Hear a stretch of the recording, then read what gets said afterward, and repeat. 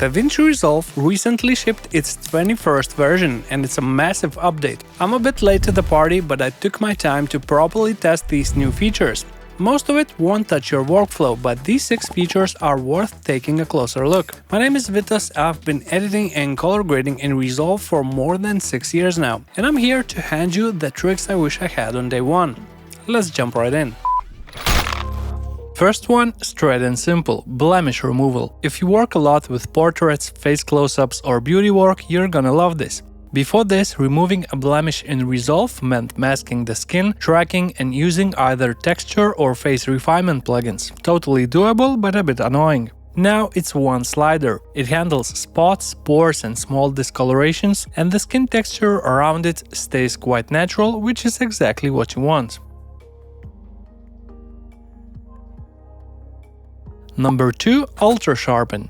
Resolve already has a regular sharpen tool and it does the job up to a point. The problem is it gets ugly pretty fast. Push it past a certain amount and you start seeing halos, crunchy edges and that over-sharpened look. UltraSharpen is different. It's AI-based and it reads what's actual detail and what's noise and works with that information instead of just boosting edges blindly.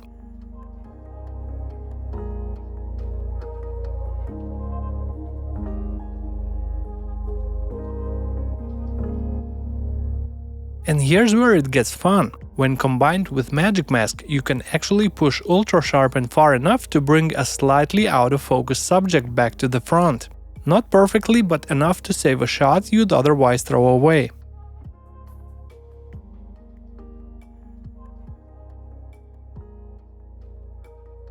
Now, what if you want to go the other way? What if the shot is sharp everywhere, but you want to pull focus, add depth, make the background fall away? That's exactly what CineFocus does.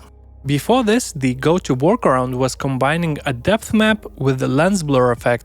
It worked, but it took time to set up and the results were hit or miss depending on the shot. CineFocus is a dedicated tool built specifically for this.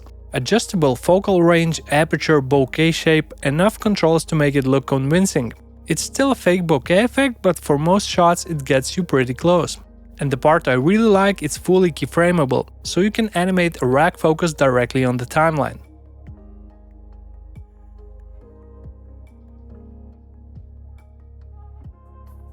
To be honest, I found it most useful just on photos for now. On video there's quite a bit of strange artifacting, and it's been crashing my projects too. Still a lot of potential here, so I hope it gets improved over time.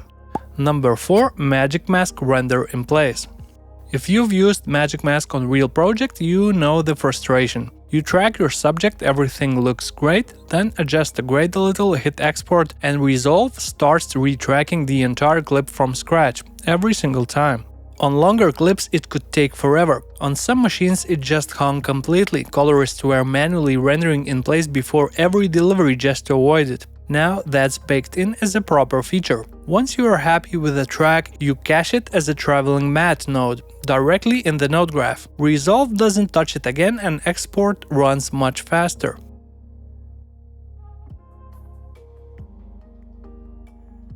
Number 5, keyframes and curves. Blackmagic made some improvements here. 4-point bezier easing for retiming, new loop and ping-pong modes, curve editor that auto-scales, on paper solid. They also added something I've wanted for a while. You can now keyframe Fusion plugin parameters directly from the edit page. I tested it on the Asset Blaster, some sliders respond, some don't, still a bit buggy, but the direction is right. But honestly, I'm still not a big fan of these keyframe panels. Maybe it's just me, but I don't find them very intuitive. For animating titles or logos, I still reach for my own plugin Asset Blaster Pro. Much easier, no keyframes, no curves, just tick a few checkboxes, adjust the style, and it's done. And for speed ramping, I used to love the old way, adjusting retime controls directly below the clip in the timeline. Now that it's gone, I guess I need to adapt. And the last one, the photo page. This is a new territory for DaVinci Resolve. A fully dedicated page for photo editing, library management, RAW support, albums, batch export. Basically, Blackmagic's answer to Lightroom and Capture One. I've been a Capture One user for years and I'm not ready to move away from it just yet. but the idea is genuinely tempting. Everything I know about color grading, nodes, curves, qualifiers, power windows, LUTs applied directly to photos. No learning a new tool, no new interface, just the same workflow I already use every day but on stills. And here's the part that actually got me. You have a full vectorscope with the skin tone line. Capture One and Lightroom, they don't have that. For portrait and beauty work, having a proper scope to nail skin tones on a photo is a genuine game changer. And it doesn't stop there. All the other monitoring scopes are in there too. Waveform, histogram, parade, everything you'd use on a video grade. And you can even run DCTL plugins on your photos. The possibilities here are kind of endless.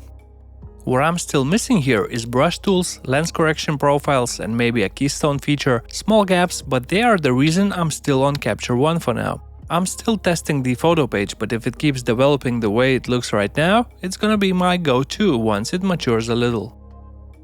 So these are the 6 I found most interesting, but there's a lot more in this update. Blackmagic's website has the full list, worth taking a look. And if you want to check out how I balance shots using the Nailer DCTL plugin, watch this next video.